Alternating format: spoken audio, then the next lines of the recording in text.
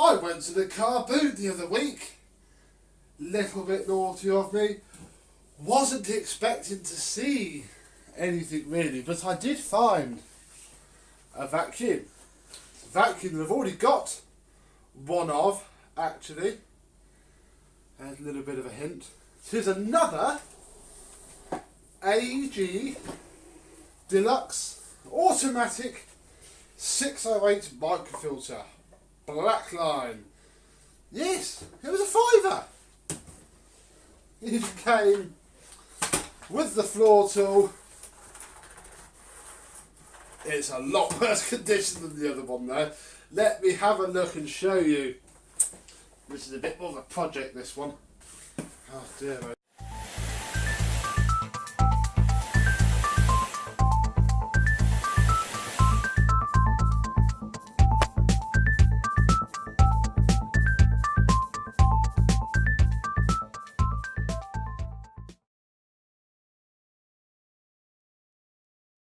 Yes, hello my vacuum cleaner chums. How are you today? Yes, I didn't plan this at all, but I wasn't going to let a second one go, especially because I need some parts for the first one.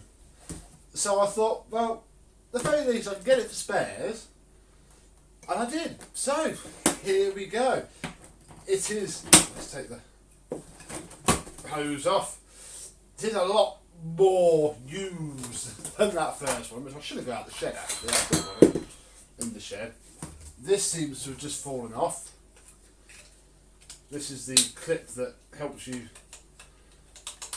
do something. It's pointless. So there's the hose. We have the wands, however they are very, very rusty. Indeed. They work though. And hopefully, with a bit of a wire wool and maybe a visit to Uncle Dorian's, they might be alright. What's probably never going to be fully alright is the Vario 2000, the black one though this time. My other one, as you might remember, is grey. This one has seen a lot of use. It works. I mean, you know, the front brushes flip down and then flip back up again, but yeah, it's certainly a lot more trashed than the other one. The wheels are all wobbly. It's been used, bless its little heart. Oh, as for the machine itself though, well, let me bring it down a bit closer. Because physically it's okay, cosmetically it's awful, but obviously that might be polishable. And I can certainly start with whichever one of these is the worst and see if I can machine over that or if it's just going to disappear. Because yeah, I've got a guinea pig now. Worst case, I can make a mint one and a not so mint one. So, it is huge, properly Hoover Sensortronic sized, very much so. Oh, here we have, this is where the cable comes out, and it's a better design with the Euro plug because it fits fully in there. It's not the same, what are we? Doesn't say the make on this plug, but it's got the same square little plug that the other one has. So that's a thing. And yeah, if we undo the cable, which actually I've never done before, so this could go wrong. It sort of works. With a little bit of a helping hand.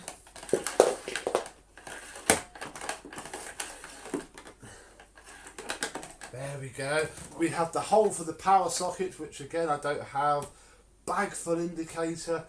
The power adjustment, called V1.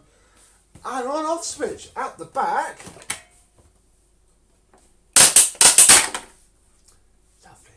We have all of the small tools. This is great because I don't think I've got any on the other one. They are in full force of the exhaust air of this machine, so they are utterly disgusting. It must be said. I don't know if there's anything under there or not. Yes, I think there is. We'll have a look under there.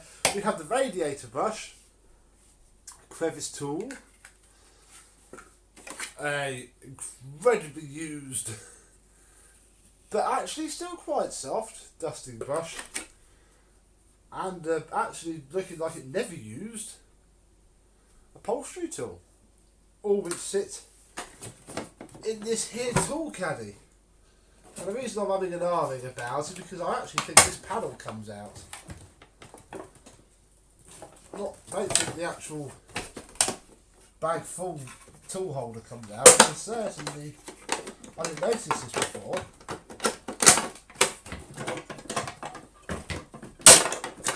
Does look. It reveals, oh my god, the post motor filter. You can go straight back in there. What a whole new design. I bet they never got changed. There with. Oh wow.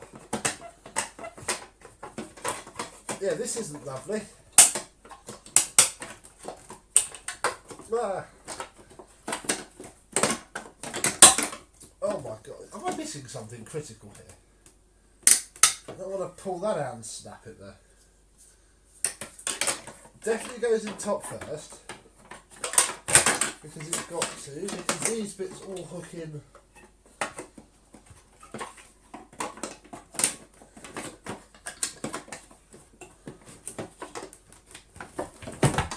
I regret everything. You know what? You can just stay out. No, you can't. Hang on. So it turns out I was actually doing something wrong, and this whole tool tray does come out very easily, almost as if it's meant to.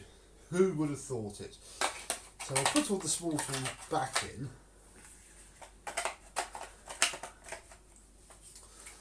And yeah, the whole thing does actually open up. It seemed to quite easily. Yeah. Remember, we came out without a second hesitation. There we go. I think it's not perfect. It's been very, very bashed about. Ooh, you can't drag it around either because these rear wheels have rubber tyres on them. But hey ho. This is the inside with huge bags. This one has a fair bit of dirt in it. Look at the size of that. And by the looks of it, quite a lot of other stuff has a lot of dirt in it as well. The pre-motor filter, however, is quite clean. So it's obviously seen a set of filters in its life, which is excellent to see. We'll leave that in there because I don't think I've got a box of bags, which I bought for the other one, but I've only got one set of filters. That will probably wash up very, very nicely indeed. So, we'll put this bag back in, like so. Oh, there's a date wheel. 88. 1988. Excellent. Right. Makes it very easy to pull the cable out though, with it coming out the top. It's not turned on straight away. Ooh. We'll put the hose in as well, then I can put my hand over it and pretend I know what I'm doing. Whoa!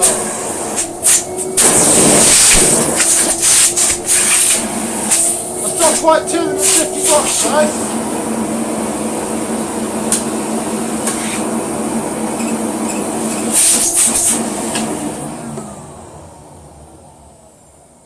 Well, it's amazingly powerful.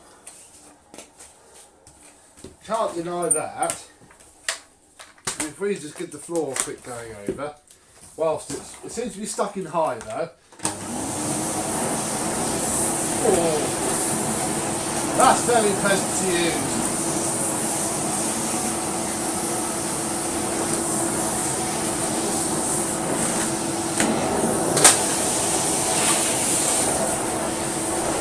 Yeah.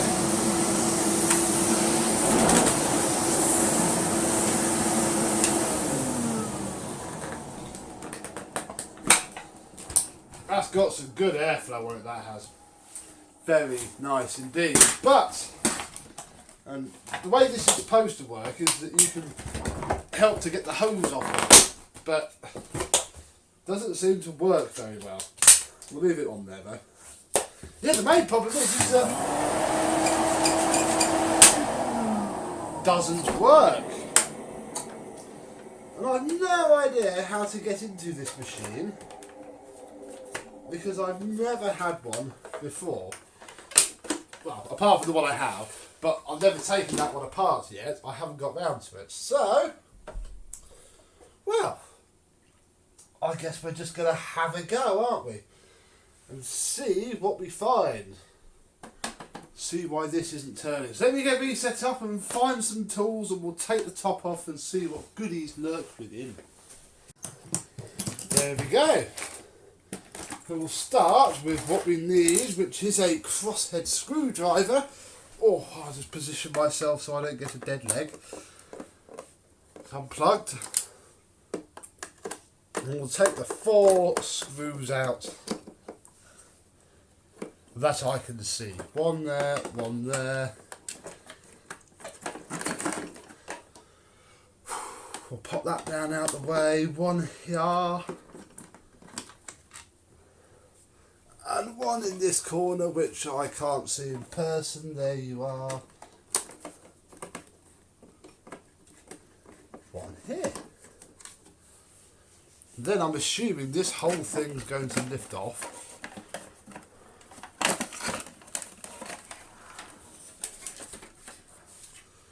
To reveal... well here's everything. Oh, gosh, isn't it? Ooh, this thing's seen some hammer, hasn't it? Gosh, I'm amazed it works at all. But I suppose what I'm really interested in is this bit here. This is the potentiometer for the automatic speed adjustment, and it seems it's actually moved. By this piece here is supposed to rotate. However, and I can see it already, then that should be clipped onto it really. There we go, look. Wow, so much filth. So much filth. Yeah, nothing else to note in here, really.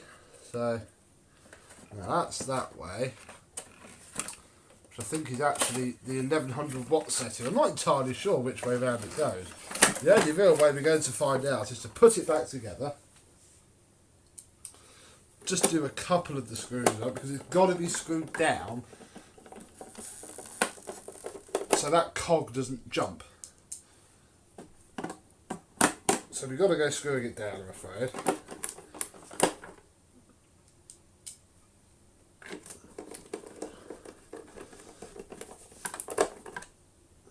There we are.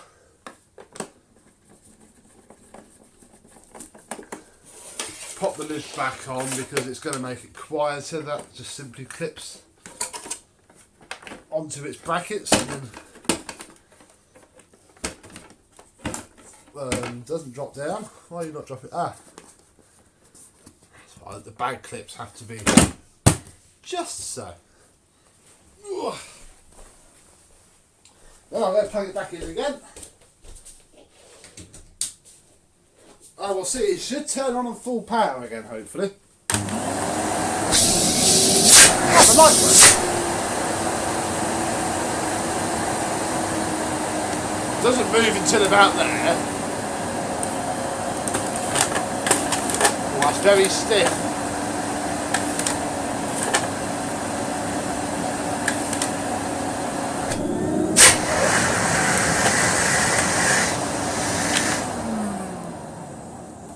That doesn't like to move, does it?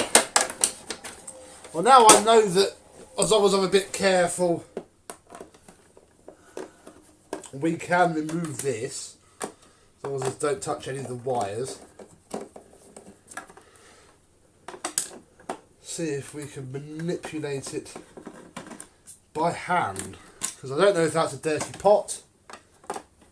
It's part of it's this slider is just not very happy with life at all.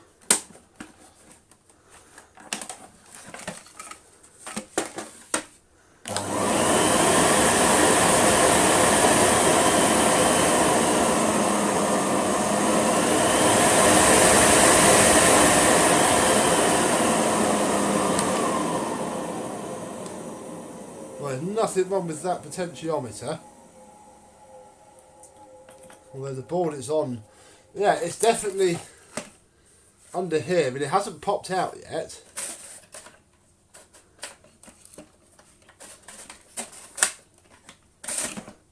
But it's certainly not entirely happy. Now it's on low at the minute, so we'll leave it in low.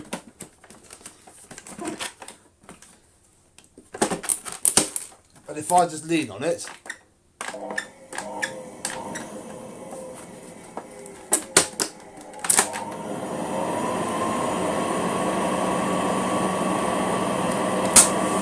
yeah, you see, it's not.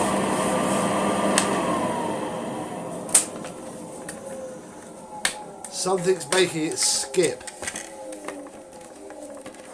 about and not. Oh, so yeah, that's just popped off completely now. I think it's just filth. I'll be honest. I think because that's just not turning as smoothly as it should, it binds up in the middle there.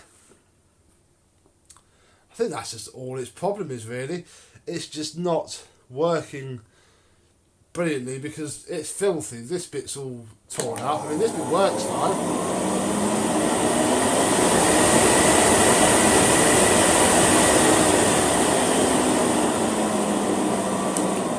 I don't think it being that loose helps either. In fact,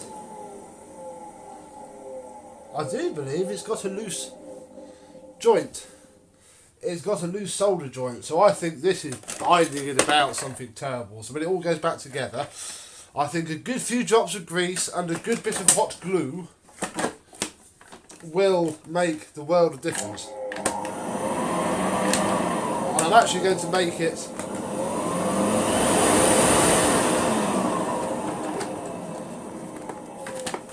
we'll knock it on full power just so that as and when I use it before it's refurbished and repaired, I can actually have some suction with it rather than 250 tiny little watts of power. There we go. Yeah, so plenty to do on this. It is complete though. I'm going to do what I did with the Electrolux 4x4, the two Hoover Juniors, the turbo power ones, the really cheap Juniors, U41, 1412. You know, every machine that I ever get two of, and I make one utterly perfect one and one with the rest of the bits. That's what's going to happen here, I think. But you know, this is a heavy machine. And yet, it tries to pick itself up very well indeed. Yeah, cord rewind is awful, I'll be honest. Don't know how much I can do about that. I might try and tension it. But yeah, there we go. I've got another one not in anywhere near as good condition. Oh, I didn't show you one that is quite good. It's got the usual scrapes and scuffs, but that'll polish up quite nicely indeed. The ratings plate's a little bit illegible, as you can see. But yeah, the whole thing's not too bad at all. You can tell really that it's just been heavily used. Also got a big parking button, as you can see, so you can park the machine and its Vario 2000 head. Very well indeed. So there we go really. That's all we've got time for today. It works. It's not fixed, but we know why it's not fixed. And it's just because it's filthy and dirty. But it's got some phenomenal suction on it.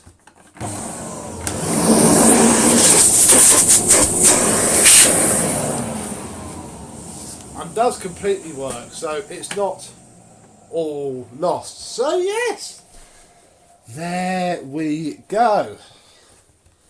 Thank you very much for watching, and this AEG Blackline Deluxe Electronic 608 will see you soon.